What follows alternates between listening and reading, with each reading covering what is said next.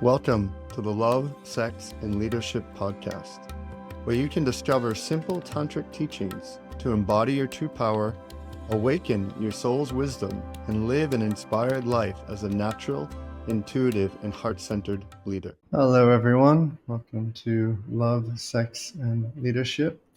My name is Aaron Kleinerman. I am excited to have a friend, Emile Steenveld, here today, who is a human behavior specialist working with the emotional body. We've known each other kind of on and off through the years through a couple different threads and areas. And one of the things I love about having this podcast is I get to have epic conversations with humans I admire and appreciate the work they're doing, and especially around human behavior and maximizing human potential and really stepping up in the world. And when I see this brother and the work he's bringing into the world, I have admiration and appreciation and respect for how you're showing up. So welcome to the show, bro.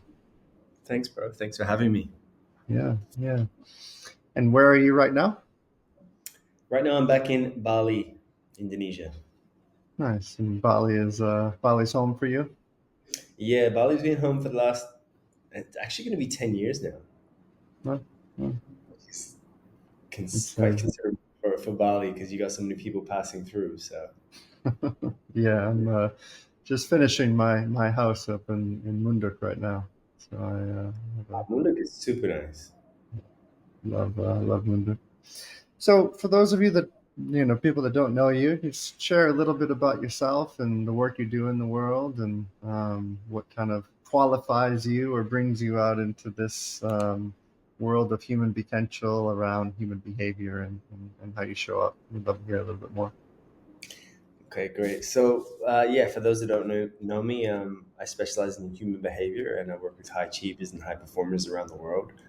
And the reason why I chose this field is because, one, I'm a high achiever. I was always having these super high standards, always having to be the best. And where that came from was from not actually feeling enough. From a father that didn't know how to express love, didn't know how to express emotional intelligence, from the feeling of not feeling validated. So as I grew up as a child, being extremely competitive, playing basketball, and anything that I did, I had to win, but I didn't understand why I had to win. And what I realized, obviously later on going through the years, was my pattern to try and feel seen and loved. Mm. And when you think about that, it's like, why do we do what we do? And I would always ask Mhm. myself these questions, and like, why do I do what I do? How come I'm trying to do this? What am I getting from this? And I would always ask myself some deeper questions, Aaron. And my mother actually she's a psychologist now, and she's been studying my whole life psychology, but she was a nurse before. So I grew up with books around me with these kinds of questions. Mhm. Um, Hence, what probably sparked more of the deeper questions and reading. Like I remember reading a book. It was one of the first like self help books I picked up. It was on my mom's shelf, and it was something that I think it was called "Don't Sweat the Small Stuff."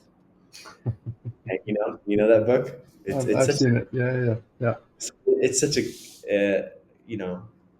it sold millions of copies and stuff. And when I was looking at this "Don't Sweat the Small Stuff," I was like, I would always sweat the small stuff. You know.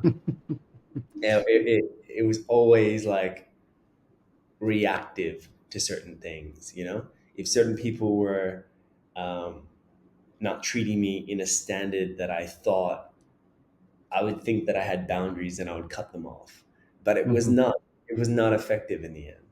Mm. So I started studying more, and at 21 my mom said to me, Emile, I want you to come to this thing called Landmark Forum. Mm. You know what Landmark is? It's like Yep. a Very self familiar. Yeah, so I did that when I was 21, and I was like, yeah, why not? I was open to self development. I was didn't know what I was going to get myself into, but 20 years later, I'm now still in the field of self development. which is nuts when I think about it. I'm like, it's been 20 years since I did that, my first seminar. Mm-hmm. Um, and I'm still to this day still consistently learning, still consistently growing, still consistently peeling the onion back of my Mm-hmm. own layers. Um, Mm-hmm. but what fascinates me the most about it is seeing why we do what we do, and then also unpacking that and going to the core root of where it's coming from, where it's stemming from, and realizing that we don't have to act from that space, that we have different ways to show up, we have different ways to express. And I think the biggest thing, what's alive for me right now, it's funny you asked me before, what's alive for you, before we even jumped on, and I was like, I don't really know, but really what's alive for me right now when I think about it is self-expression, Mm-hmm. is how are we as human beings expressing ourselves out there, in the most authentic way we can, and what's stopping us, because I feel that when we are fully authentic in our self-expression, this is when we're the most free. Mm-hmm. Mm-hmm. Yeah, I know. I love the background and what you're bringing in. When it comes to self-expression, and someone's authenticity they express, and in your 20-year journey, what obviously there's consistencies of people getting their own way and not being able to have that expression. But if you were to go to that core root, to summarize that place, that what would that 21-year old like? What would now your 41-year-old, I guess, or tell to Mm. that 21-year-old about that self-expression? Like, what would his message be to support him in his journey, to summarize the what you've been moving through? I would say to him, allow yourself to feel your emotions without judgment. I would say, how can you show up and speak your truth and also have compassion for yourself at the same time? Mm-hmm. Mm-hmm. I would say, how can you bring more love, and acceptance into your world? Mm-hmm. Mm-hmm. So I love all three of these, and let's first tap into the emotional piece, because this is something, as a male body in this world, and I know you're working with a lot of high achieving males. I'm working with a lot of high achieving males, and there's such a like difficult capacity for, I'm going to be specific about a male body, to express like Yeah, unapologetically their emotions. What's been your journey with this, and what has supported you to become more free in your emotional expression? And do you still notice times when you hold back your emotions? absolutely. Yeah. Fuck. It's also, but the thing is now, the thing with holding back emotions, or even like subconsciously holding back, it's more of a subconscious or unconscious thing. Mm. Um, so let me go to the first part. The first part was when you think about like how I started to allow myself. First comes awareness. Mhm. I have to be aware first that there's a pattern going on. If I'm not, doing self-reflection work, maybe it's even meditating, journaling, paying attention to my thoughts in a daily manner. Like most of us go through the day and thoughts are just passing by and we're just going through it, and that's just us. That's us, right? Mhm. And I Mhm. think this is just who I am, but it's not. And what I had to understand was how conditioned I was, um, on how I receive love, Mm. um, how I show up. If I act like this, that means I'm worthy of love. If I act like Mhm. this, that means I'm accepted. And this is where the judgments have come from, because my parents both come from Cape Town, South Africa. Mm. Um, they left during the apartheid in Cape Town because they weren't paid the same amount of money. They'd probably get 10 times the amount less than someone that was white. Mhm. And Mhm. so them moving to Australia to give their future kids, like I wasn't born yet, but my sister was two, to give us a better life, was, I can imagine it was a hard thing back in the day. Imagine like you're showing up, you're doing the same thing, if not better, but you're not getting treated a certain way because of your skin color. So Mhm. then there's that, there's money, there's, generational trauma that's being weaved in to this thing. Mm, You know, my dad never said I love you because he never heard it from his father, mhm, and mhm, so I had a problem with love. So this is where it all stems from, and I'm grateful for that. But at the same time, it was one of the most painful things I had to go through in order to understand that um, I'm going to start giving myself permission. I'm going mm, to start self validating myself and not waiting for him to do it because he didn't know how to do it. mhm, mhm, Right now, there was a time where I was constantly waiting for his approval. mm, mhm. And I think a lot of men can relate to this, especially you as a men's coach. Like, we're constantly waiting for our fathers to give us approval and validate us, and they've never been taught how to do that. Mhm. And I had to go through it in a way where I remember this. I did the Camino, the Camino de Santiago, like the way. Yeah, in the north of Spain. Yeah, I did that Yeah. with my father, Mm, and we walked for a month. And I remember well, one day I was listening to an audiobook by Eckhart Tolle, and I think it was A New Earth, and he was saying something like, he's like, you're never gonna get the approval in the way that you want from your parents, and that brought so much fucking anger, and like, I was like, what? Like, I was so pissed, I was so angry, and at the same time, I was like, he's right. mhm, I can't wait for him to give it to me in the way that I want it. mhm, That mhm, was also trapping me. So what I had to really learn to be like was that was the first part, the awareness part of like that's what I was still waiting for. Even though I thought I was over it, I mhm, was like I would already been like 10 years in the game of self development. I'd done a lot of mhm, work. That still triggered me, which mm, means I had peeled back the layers of that, and then that's when I was like, I'm gonna start giving myself validation. mm, I'm gonna start acknowledging myself. Now the thing is, most high achievers, high performers, or people that have high standards, we don't give validation to ourselves unless it's mhm, massive. mhm, We don't give praise and be like, unless we have done something huge. So the biggest problem with that is that we're always waiting until we do the big things. And mhm, we're missing out on all these small, intricate little things. mhm, And it is the small, intricate little things that make the big things. This is mm, what real self esteem, which builds real confidence, which mhm, mhm, builds real trust with ourselves. Not, I wait until I get the big things and then I can say something, because then it's mhm, conditional. mhm.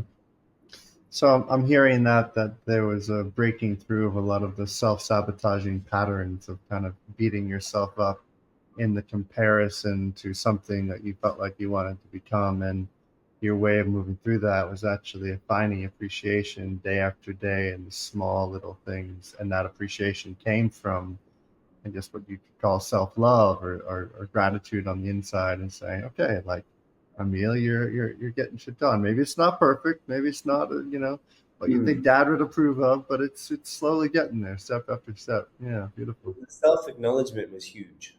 Mm, Like, just even at the end of the day, going, you know what? Like, I would literally do this there. I would tap myself on the shoulder and be like, you did good today. And give mm, myself a pat on even like, and be like, just that, mm.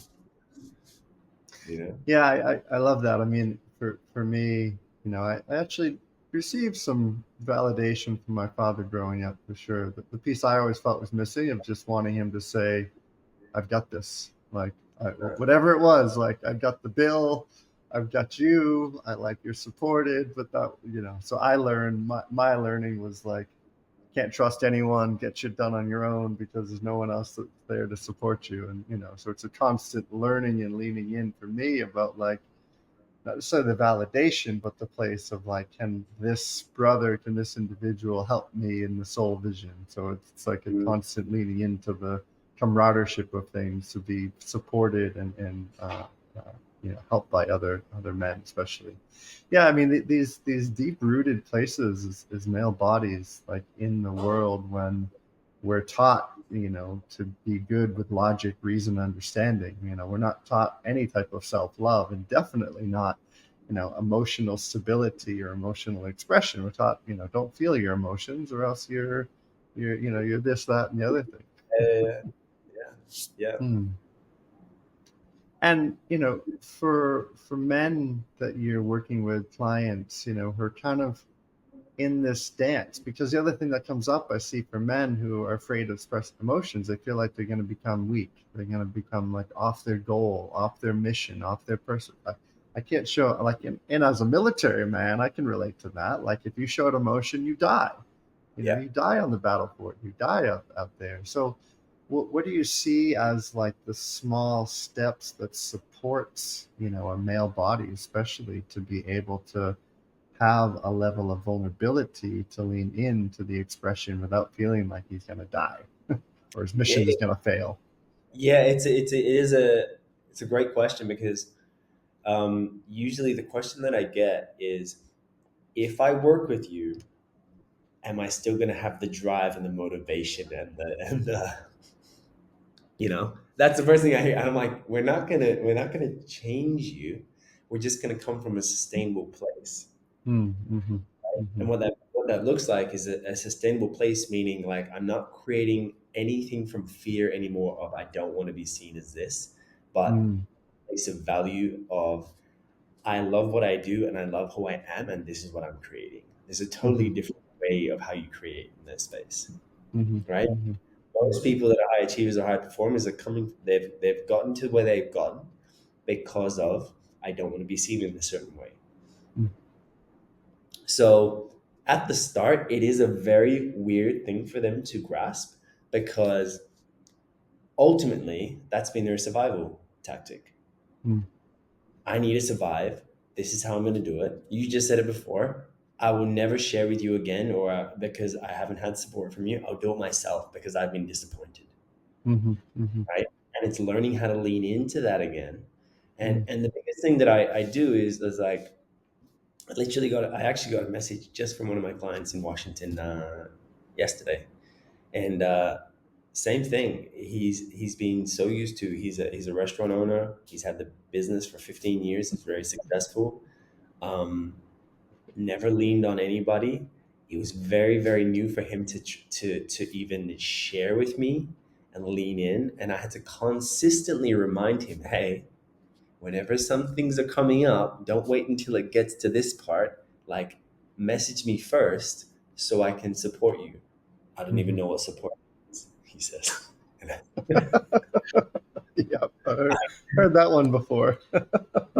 I don't even know what support means. I don't even know how to do that. And I said, I know. This is why I'm training you to do this. I said, and I've been working with him for a year now, and only now, like he messaged me and he's like, I wasn't gonna send this, and this is my edge.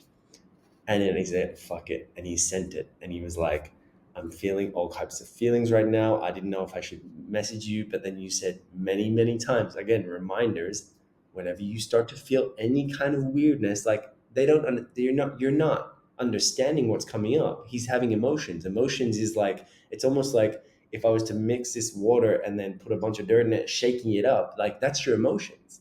This Mm, is why most people don't want to feel it because they don't understand it. mm-hmm, But and we know that emotions means energy in motion.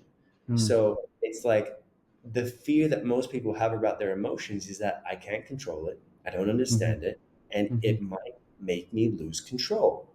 mm. So fuck that. Let me push it down. Lose Right? control? No, no, no, no. We're not losing control. There's no.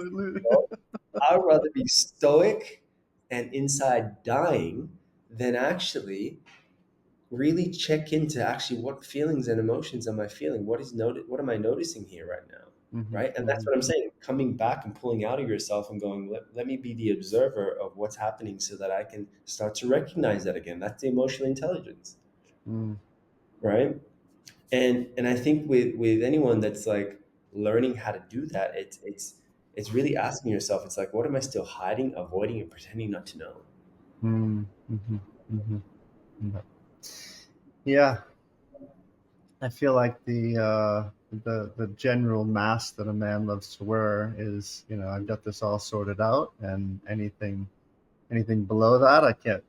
begin to show any level of my instability, because then things will begin to falter from there. So Mhm. yeah, and I'd love to actually kind of transition this, because I love to get into the conversations of our sexuality and our relationships, and really how these human behavior pieces connect the dots to how we relate in relationship. And so, Yeah. based upon our initial, conversation here, you mentioned that 21-year-old that stepped into Landmark, and I know you've been through a wide variety of relating journeys in your 20 plus years in this field. Where I'm curious how your relationship world is now, as well as around the realms of sexuality and relationships. What would be some of the messages that you would tell that 21-year-old that was just beginning to discover all these pieces, not just around his self growth and self love, but also about how he's relating, to the feminine on the outside. It's interesting, bro, because when I first got to Landmark, I had a girlfriend at the time, and I did the first Landmark. I did level one, then I did advanced, and I had major breakthroughs. And in the Mm, second breakthrough I had was, um, we were huddled up in a small groups because they separate us in groups in between the seminars. yeah. And I remember the coach that I had at the time, he was talking to everybody, and I said it was my turn to talk, and I said I really want to bring my girlfriend at the time. And he's Hmm. like, why do you want to bring her? And I said, I just feel like she's going to benefit so much from this. I've learned so much. I've understanding my patterns, my how I'm reacting versus responding. And I just feel like she came from a very toxic family, and I feel like this would help her so much. I just knew, Hmm. right? And he goes, how long have you been with her? And I said, I think it was like a year and a half or 2 years at the time. But I said, and he goes, do you love her?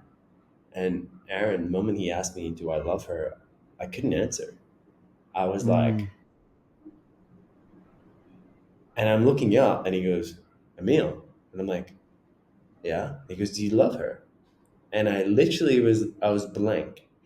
And mm, this is the first indication about like how I express. And I said, I mean, I would do anything for her. And I was talking around the subject basically. I would do anything for her. She's amazing. She's this and that. He's like, Emile, do you love her or not? And I was like, holy shit. And that's when he says, um,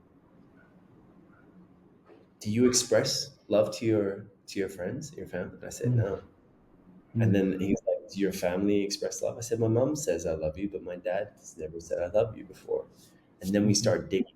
And this is why I do what I do today, because it's like it's from that digging that's got me to where I am today. Of like, we don't have to show up the way we are because of our past. It's like if you can learn to break those patterns and understand how people work and show up, it's like they're gonna shift, even just from a perspective shift, and that can mhm, change their mhm, whole world.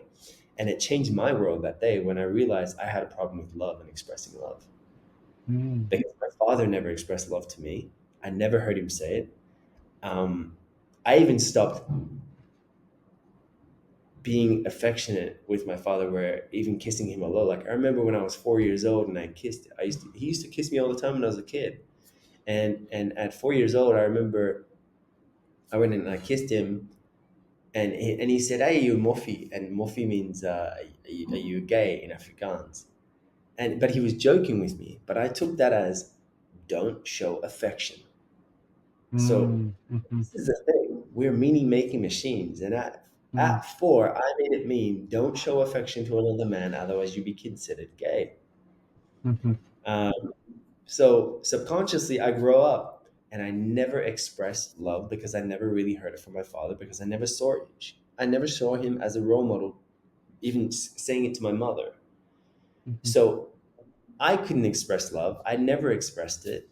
And what I realized, that hindrance of like holding back, I thought that if I express love, that means that I like you so much. But ultimately, what I thought is if I give you love and I didn't get it back, I'm dying. That's death, yeah. right?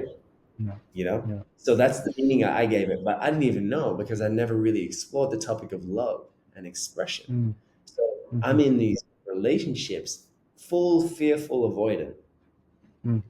right? Consciously watching, seeing if they're like, are they going to show up consistent? Are they going to do this? Are they acting like this? Oh, no, this isn't safe. Fuck it, I'm out. Mhm. Mhm. Right. So we talk about like expression and love and even sexual expression. It's like there was so much part of me that was not free Mm. because I didn't express certain parts of myself because I didn't even feel safe with myself because I didn't understand myself. Mhm. Mhm. So how could I be expressing sexually in a way where I'm fully like connected to the person if I'm hiding so many parts of myself? Mhm. Mhm. You know, Yet so so many people do it every day. every fucking day, it's crazy. So like even like understanding attachment styles back then, I was like, oh my God, Yeah. like that Mm. blew my mind. Like understanding that like everything that I've created in my world is because of my attachment style and wanting to be safe and feel loved. Mhm. And how do you feel And about, humans general like both longing for love as well as deep fear of love? There's so much about love on this planet. I'm looking for love. Where is it? But then when it's actually there, it's usually like, oh fuck, you know. I don't think people, I know everybody wants to be loved.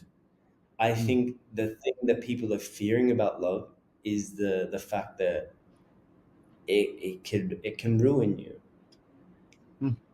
Remember the lack of control I was saying before about the emotions? People steer Yep. away from anything that they cannot control. And the Mm. thing with love is that what I discovered for myself, I speak from my own personal being, is that what I discovered for myself is that love is not love is an expression. When I feel something and I feel that part of me that feels love, that I can say it, and if I give it to you and you don't give it back, that doesn't take away from my love. It's like my love is flowing outwards, and it's overflowing, and I'm not giving it to you to change you or manipulate you or this. I'm just giving it because I want to give it, and that's what I visualize as love, right? That's how Mm. I view love. So it's interesting when you say like, I want love, but then I'm scared of it. And it's like, it's admitting that it's like, I'm afraid to be hurt. And there's part of me that's like, maybe there's an attachment here of fear of being abandoned. It's like, I really want to let you in, but I'm fucking terrified because if I do, and I become vulnerable and I open up Mhm. fully and you see all those parts of myself that I still haven't accepted myself, you could fucking ruin me. Mm. Mm. So, I feel like we all want love. I think it takes incredible amount of courage to open up and be vulnerable, Mm. especially when every part of your being, every cell wants to be like, no, fuck this, this isn't safe, Mhm. Mhm.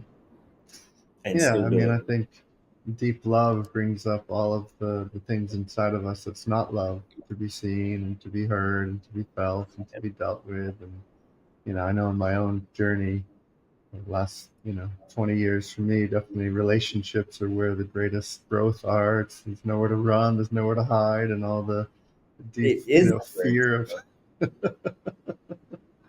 When you think Say, about it, it is. You do all the self development work, man. I've done so much self development work, Aaron. But you get into a relationship and everything goes out the door. It's like, yep, yep, for sure. So, what's your current dynamic with relating? What's your relating world like? so right now I'm dating a woman she's born and raised in Sweden, but she's Bosnian. And Hmm. what's beautiful about this is it's it's a woman that I see. I'm not dating just to see and just be like, oh, we'll see what happens. Like I'm dating for a possibility of like building a future, Hmm. Hmm. like where I could see me having children and building an actual future with. And Mm. this woman she's special. It's been an interesting journey because I met her originally 5 years ago Hmm. uh, in Cape Town. and I was actually in a relationship. Oh, I wasn't considered official, but I was seeing someone, and I saw her. I actually saw her. It's a funny story. It was in a bar, or like a dinner, a restaurant, and I saw her through a couple of people, and I remember seeing her and looking at her, and I was like, wow, she's beautiful. And as I was looking at her, she looks up and she catches me, and I was like, and I nodded and I smiled and she smiled back, and then, but I never met her then, and then. One of my buddies, actually, we got introduced to her later on, and I was still like, wow, she's super beautiful. And then one of my buddies actually went on a couple of dates with her, and then they went on a few dates, and then nothing happened. And my girl that I was seeing, she came to Cape Town like 2 weeks later, and I was into my girl, but and then a few weeks later, me and my girl became official, and it was like 3 years of dating and stuff and long distance. But I just maybe 2 years ago now, I separated from my partner and I reconnected with this girl. That makes sense. Yep, yep, I'm with it. So, yeah. So I dated my ex for 3 years. It wasn't it. I didn't feel like it was where I wanted to go with Mm-hmm. my relationship. And when I say that, I mean, when I was thinking of relationship, I was like, could this be the mother of my children? And there were certain things that I just didn't see that was fit. Um, Mm-hmm. and and I had to make a really bold choice to be like, am I gonna? And it wasn't like she was a bad partner, but it just wasn't like it wasn't hitting where I wanted to go. And I'm talking Mm-hmm. Mm-hmm. in connection, in intimacy, in on another level. Um, and I was 39, and I was like, I'm really gonna separate and be like 30. You know what I'm saying? And the whole story of like, are you really gonna do this at 39? And I had to really trust Mm-hmm. that there's something better out there for me, and ultimately, I'm not settling. I'm not Mm-hmm. doing this because I'm gonna settle. Mm-hmm. So Mm-hmm. yeah, long story short, 2 years ago, actually, it's funny. 2 years ago yesterday, we actually met in Oslo, Mm-hmm. and we connected, and we met in Oslo and spent 2 days together, and it was incredible, bro. We connected for two. It was like 2 days where we spent 8 hours together, but we talked the whole time and connected. Mm-hmm. Mm-hmm. We have those conversations where you can talk to someone on so many different levels, from spirituality to um, relationships to your future, what you believe, what your values are, and you connect on so many different levels, and I had the same, like, one of my yoga teachers said to me, he goes, having a great conversation like that inspires you can be better than sex sometimes. And I said to Mm-hmm. him, what do you mean? And he goes, because you both lead extremely high and like excited, and you're both feeling amazing. It's like that's the connection you want. And Mm-hmm. I remember that because he said that to me when I was 21, when I first met my yoga teacher. um, and I had that kind of experience with this girl, and a woman, I say. And she has a background in psychotherapy as well, so like we both can relate and connect and talk about certain similar things, and it's been a journey, Aaron. I'm not gonna lie, like, it hasn't been like, oh yeah, we just started talking and then this happened. At the time, she was in a relationship, but it was quite a toxic relationship, and when I first met her. And that's when I was like, I would so date her. But at the same time, I don't do this kind of stuff. Like, I'm not about mixing different things. And I Not said, not not an open relating man. no, I'm not. I'm not. Yeah. No, Yeah. I'm Yeah. definitely not. And Um, go ahead. Go ahead. yeah. So I said, do your thing. And she did. And then a few, maybe 6 months later, they separated, and I still didn't think anything of it. We still kept talking and kept it, you know, Mm-hmm. amicable and cool. And then this year we reconnected in Cape Town, and I think with when you come out of something that has been heavy and toxic, sometimes it's not, even though you're out of the relationship and you're free again, it doesn't mean that you're free, you know. And Mm, I think, she still had to go through some things herself on a personal level, and now we've properly reconnected again. We just actually spent time in Europe, and she's been doing the work on ourselves. And this is the thing that I love as well. It's like I want a partner that can recognize that she still needs to heal or do the work, and does the work. Doesn't mm, just be like, mm-hmm, let me push it down and be like, cool, I'm good now, because mm-hmm. it's going to come up in your relationship, right? Of course, Like, yeah. you don't deal with it there, it's going to come up, again, because it's going to re-trigger the same shit. And how do you go? Being I've been in multiple dynamics with teaching alongside a partner, and having a very astute, intelligent, embodied being who's there. Which when it's graceful and flowing, it's great. And how does it happen when two psychotherapists meet inside of conflict? That, Is there like yeah, yeah. tell me So, more. this is what people don't get as well. Everyone's like, yeah, I want a conscious partner, until you get someone that can call you out in your shit, and then you're like, Yeah, oh my god. Everybody wants a conscious partner until they get called out in their shit. That should be a t-shirt, yeah.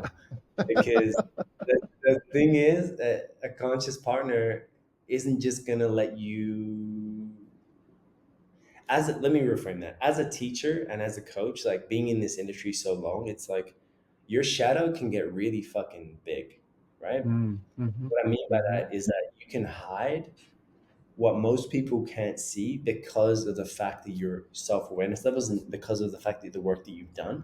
But on the dark side of that is that you can manipulate people into seeing mm-hmm, you in a certain way, and then mm-hmm, also you can get away, and it becomes more and more subtle. Like the higher the bigger the ego gets, the more the more knowledge you get, the slyer and the more sneaky the ego gets to survive.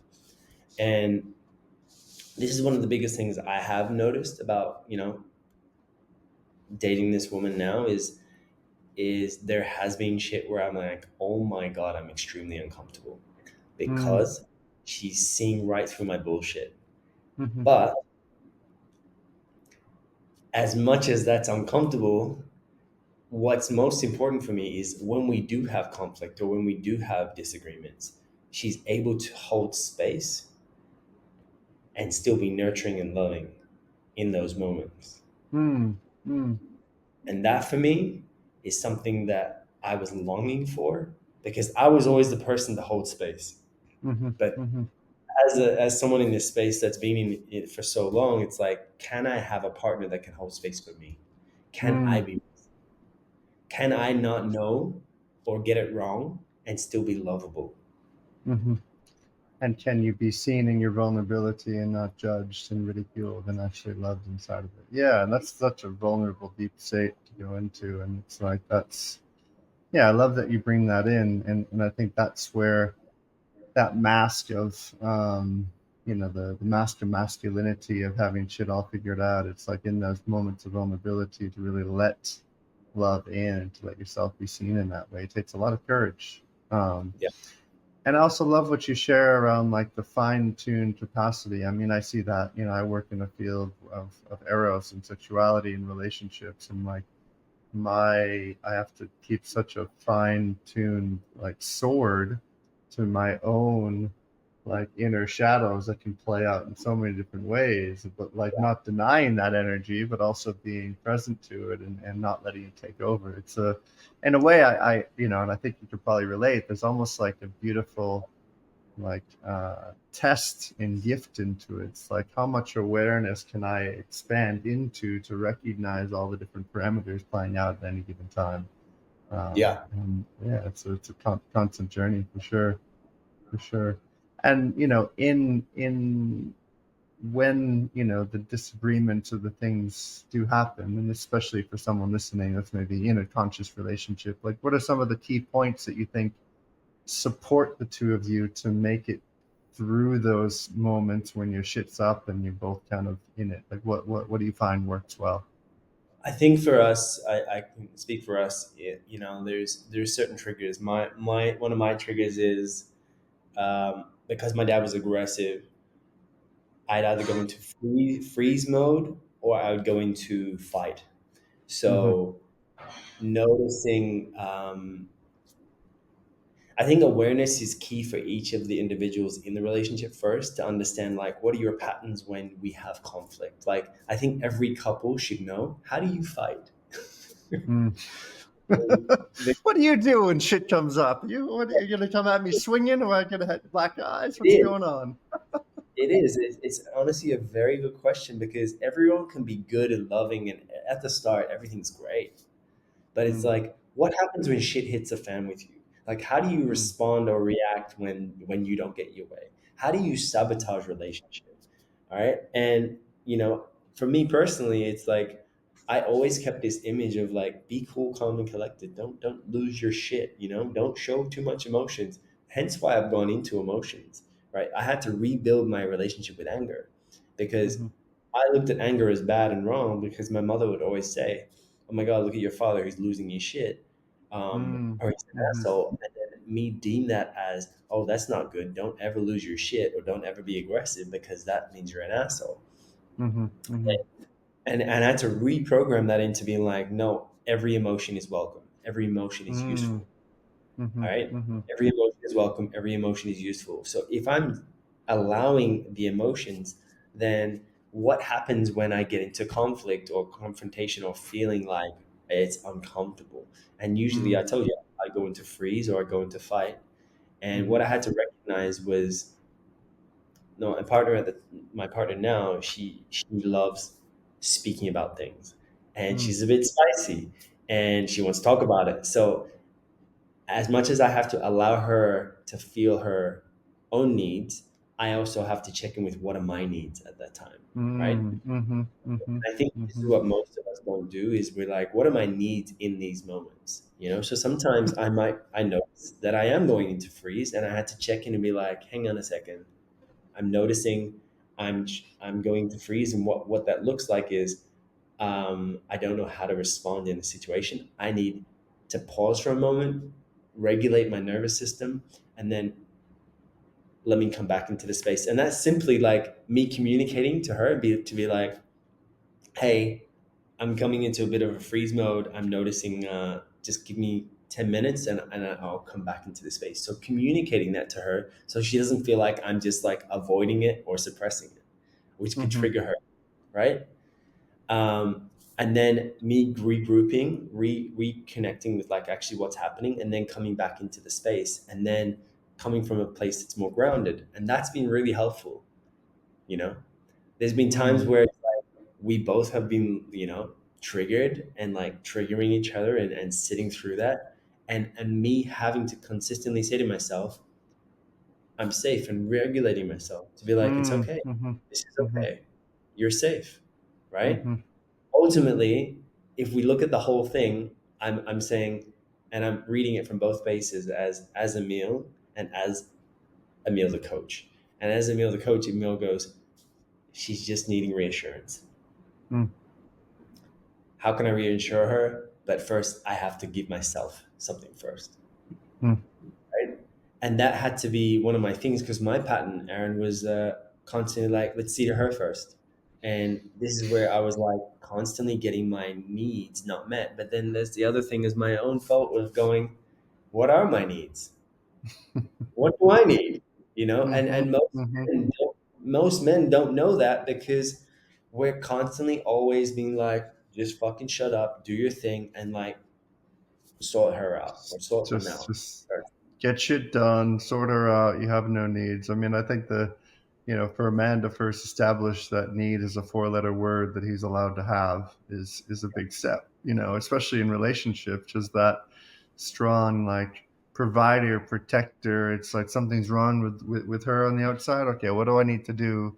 And the result, so many men are burnt out by the time they're 50 or even before that, because they've just spent their whole life always trying to caretake someone else instead of what I'm really hearing you share, which is beautiful, like checking in. Okay, how can I have my cup full before I meet and interact with her? Because if the cup isn't full, then I know in myself, if my cup isn't full, then there's just this like passive aggressive prick that comes out that's just like, not present, not there. It is like taking every little word that she says, seriously. And it's the other piece, and I'm curious if you relate to this. Like, I found myself at times, like, almost the both literally and figuratively, like the punching bag for the feminine, because I'm like, oh, I learned, I'm the masculine. I'm gonna be here. I'm pure Shiva presence. I'm I'm gonna be strong. here.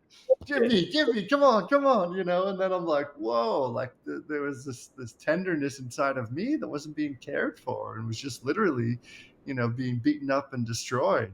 And that was a big learning, to be able to recognize, okay, like, I need to take care of me before I have anything more I can offer to her or to the outside.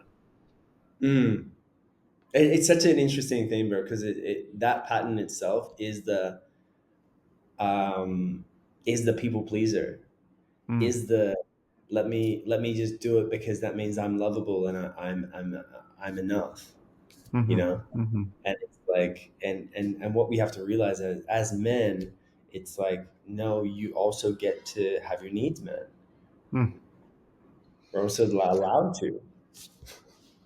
You're allowed to have your needs met. You're allowed to communicate your needs. You're allowed to express your needs. And if you're a man listening to this and you don't know that, then maybe it's a good opportunity to have Mm, these conscious conversations. Oh, I love it. It's great. And when it comes to, because I heard you say before, you're more of a, sounds like more monogamy and not kind of sharing intimacy with others. How do you two, navigate, whether it be jealousy or things that arise in the relationship, or if there's attraction outside of the relationship? Do you name it? Do you kind of keep it like, how do you two navigate that?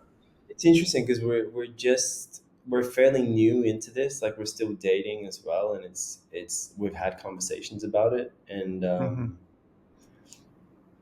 yeah, so it's still very very new, Aaron. So it's Hmm. like we haven't got like, I know for sure it's like I'm into this woman, and for me it's like, of course, in Bali you see there's a lot of beautiful women, but for me personally it's like over the years I've been with beautiful women, I've seen this, I've seen that, but it's like for me it's like, how does this person carry themselves? What is their, how do they have conversations? How do they connect? Like, it's beyond like the attraction for me, because it's like it has to be more than that for me personally. Mm-hmm. Hmm. So it's like when I'm so particular with who I am connecting with, because like I said back in the day, like, I don't know, I didn't share this before, but I was a model for 12 years. I was traveling the Hmm. world as a model. I was seeing beautiful women all over the world, and I did that for a good amount of time, and at the same time it's like it was fun, but it didn't really, there was only so much of that I could do before I'm like, I need something deeper. I need something more connected Mm. for Mhm, myself. mhm, So for me personally, it's like, seeing a beautiful woman, it doesn't phase me anymore, to the point where I'm mhm, like, oh, I'm tempted by it, because it's like the what I'm cultivating with this person right now is something so much more cherished, mm, and I feel so much more connected to that. And for me, it's like, as I'm going deeper into love, and what's interesting about love is going, where am I still playing safe? Even like, how can I fully open up my heart into this space and be like fully like, I'm fucking all in, right? That to me is way more exciting than me going, okay, I'm getting tempted by different yeah, things. For me yeah, personally. and exciting, as well as like the vulnerability, as we spoke about before, of showing up with love in that way. And it's what I'm really hearing you share. And in my own kind of recent journey, there's been a woman, especially in this last year, that's kind of come into my life. When we met, when I was open relating with another woman, and that other woman was frustrated because she wasn't feeling fully chosen.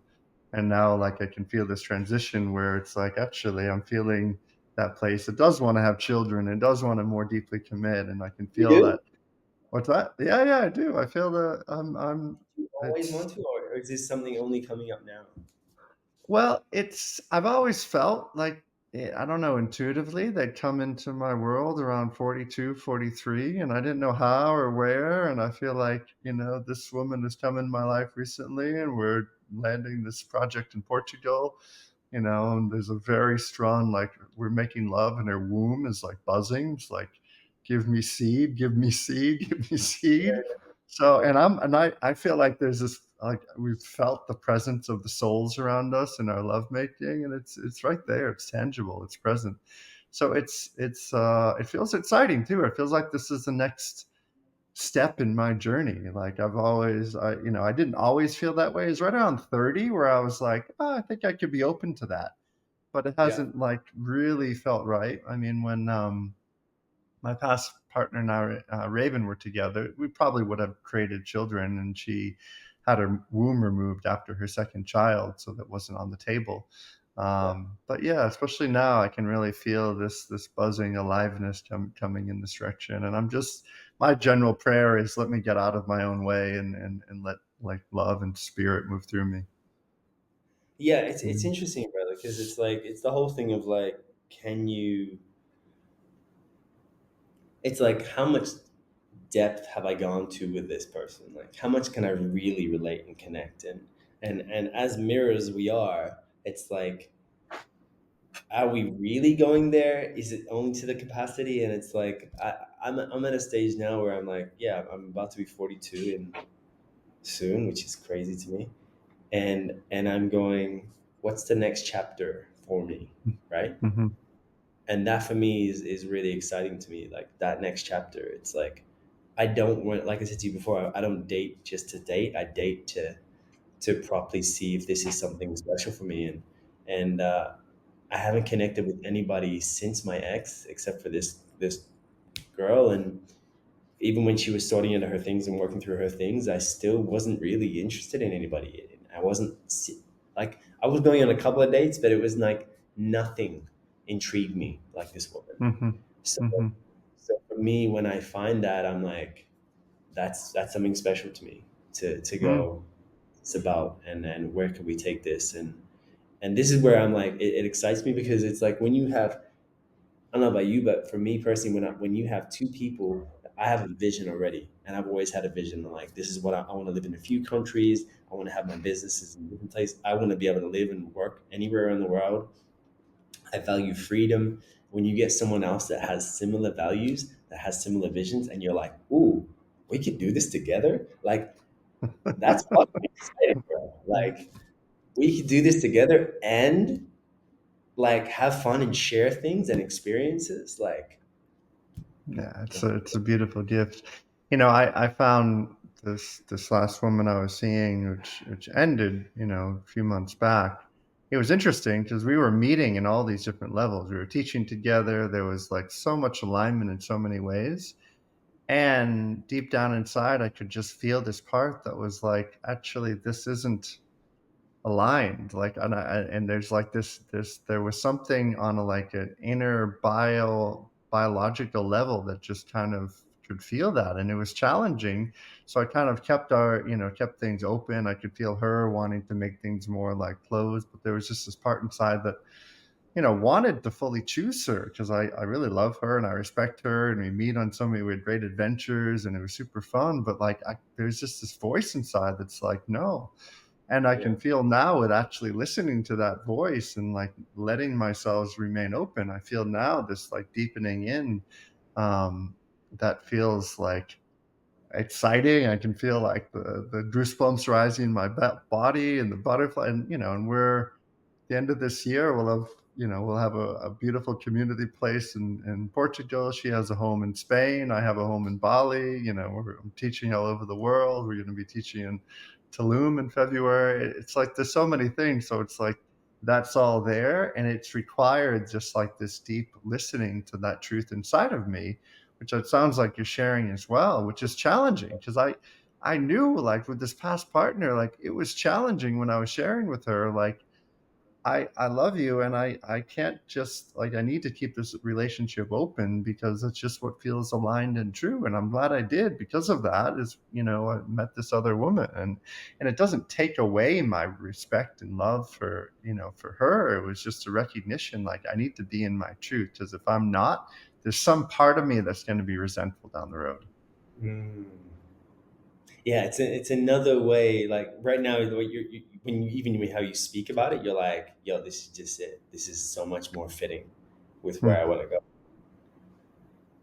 Yeah. And it's something about that when it's not just, you've been in the coaching industry for a while. It's something about like, I'm building this and I'm doing this and I'm seeing things happen and I'm seeing change. But it's like when you can be around someone that gets you, fully gets Hmm. you, like I can share stories after and be like, yo, I had this client today and da da da, da, and she gets it.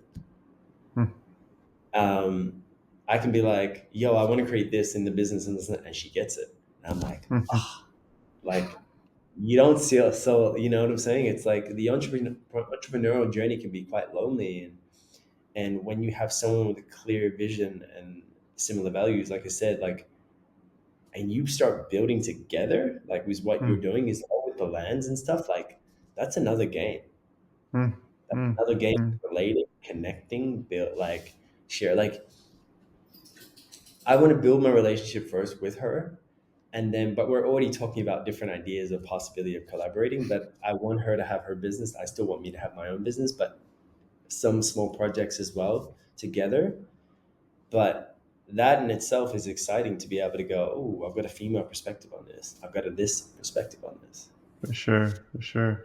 Yeah, I feel like I could do a master class on like how to teach men how to teach alongside their partner, because I've learned a lot That about it. would be honestly, that would be so helpful because I've seen through so many people. It's such a tough thing because it's like, how do you separate relationship from business, and how do you make sure you Hmm. have the right time versus this, and like, this is why I'm still like, I still want to keep my own business separately and not be like a fully, you know what I'm saying? Like, I see a lot of people are like, oh, you're doing this, I'm doing this, let's work together. And I'm like, yo, I'd rather build our relationship first, make sure the foundation is strong there first before we add in other elements because it is.